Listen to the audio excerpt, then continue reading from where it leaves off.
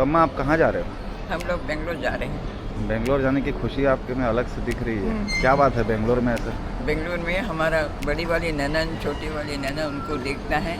हमारा देवर का 50वां साल गोल्डन जुबली है, उसको अटेंड करना है। अच्छा आप ये बताओ कि आप छत्तीसगढ़ में कब आए थे, मतलब यहाँ उनसे कितने साल के थे आप? मैं 17 साल की थी, हाँ छत्तीसगढ़ में आई मैं। हाँ। रायगढ़ डिस्ट्रिक्ट पत्थल गाँव में आई मैं। अच्छा। फिर वहाँ से हम लोग गए पाकर गाँव। हाँ। पाकर गाँव के थोड़ा दिन रहे, फिर पत्थल गाँव आ गई। अच्छा। पत्थल गाँव रहे, उसके बाद हम लोग सारंगढ़ में आए। अच्छा ये बताओ आप, ये सब तो ठीक है, लेकिन जब आप आए यहाँ पर मतलब छत्तीसगढ़ में आए, तब आपको हिंदी आती थी? हिंदी बिल्कुल नहीं आती थी। तो कौन सी भाषा आती थी आपको? हमको कन्नड़ ही आती थी बस। अच्छा, फिर आप कैसे किए यहाँ पर रहना है तो? हम लोग मैं सीखे फिर? नहीं, ये क्या हुआ, हमारे हस्बैंड ना ये तो कॉपी में लिख के देते थे कि इसको ऐसा बोलना है, ये चीज़ को ऐसा बोलना है, कोई आएंगे तो ये बोलना है करके।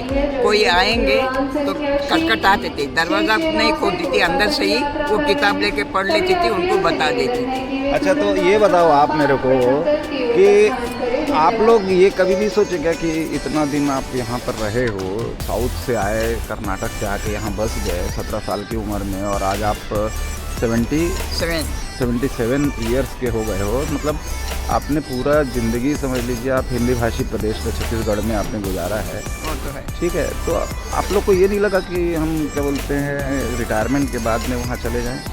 हम लोगों को लगता था, बहुत ज़्यादा लगा। फिर ये सोचे कि वहाँ का कोई प्रॉपर्टी वगैरह कुछ भी नहीं है, वहाँ जाके मकान खरीदना पॉसिबल नहीं था हम लोगों को। तो हम लोग सोचे कि अरे हमारे बच्चे तो यहीं पढ़े हैं, यहीं लिखे हैं, यहीं सर्विस हो गया है, वहाँ जाके करेंगे क्या है, किसके ऊपर ये करेंगे, इसी इसमें ना हम लोग यहीं पे रहे।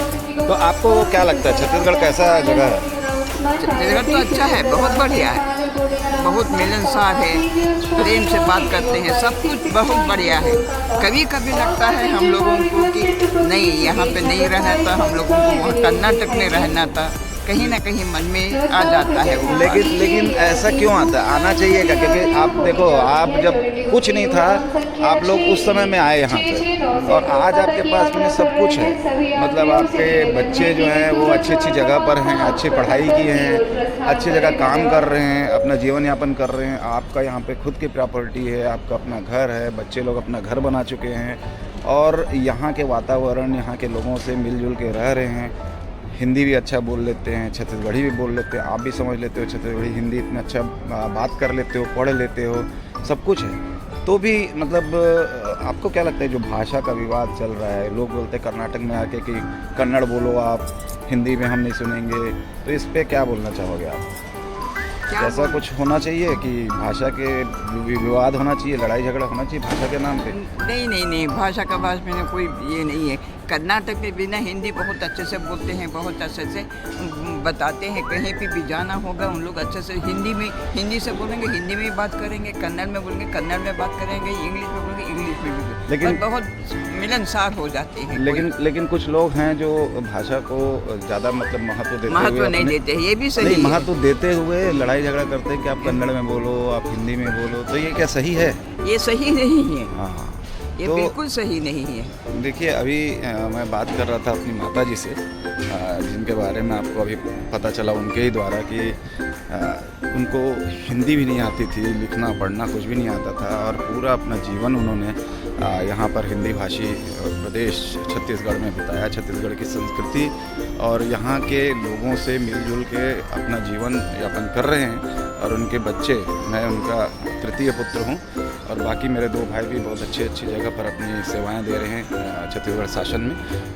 तो भाषा का विवाद जो है ये केवल बनाया हुआ विवाद है, ये एक कम्युनिकेशन का तरीका है। भाषा एक दूसरे को अपनी संवेदनाएं प्रकट करने की भाषा है, एक दूसरे को अपने विचारों के आदान प्रदान की भाषा है। तो इस पर विवाद करना हम लोग को सही नहीं लगता, क्योंकि हम तो छत्तीसगढ़ में पैदा हुए, छत्तीसगढ़ में पले बढ़े, यहीं पर हमने पढ़ाई की, यहीं पर हम अपना गुजर बसर कर रहे हैं, जीवन यापन कर रहे हैं और यहाँ के उत्थान के लिए भी योगदान दे रहे हैं कहीं ना कहीं।